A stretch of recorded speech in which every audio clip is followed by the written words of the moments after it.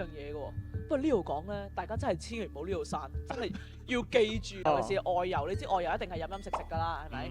咁原來咧鬼係好中意咩咧？就係啲葱蒜韭黃咁樣嘅味道嘅，咩？死咯！我韭黃係我最中意食嘅，即係韭菜炒蛋嗰啲，係好中意嘅佢哋。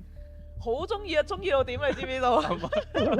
好中意啊！喺《靈驗經》裏邊就講啦，佢話如果你食咗之後咧，啲鬼咧會舔其唇吻啊，行埋去你嗰度舐你嘅嘴。咁似我隻薯餅，我隻狗嘅。有啲咩唔好咧，就會時運低咯。即係其實反而食得葱蒜多，其實係因為會惹呢啲眾生啊嘛。佢惹埋你嘅時候，佢可能有啲係索，有啲係舐，因為經嘅直情係講為係舐嘅。咁所以有啲佛教徒點解佢就算係淨係持五戒裏邊冇葱蒜呢一條嘅，佢都唔食葱蒜咧？就因為聽下就覺得恐怖啦。有啲就因為覺得我要念經嘅，食咗呢啲嘢會有口氣都唔好啦咁。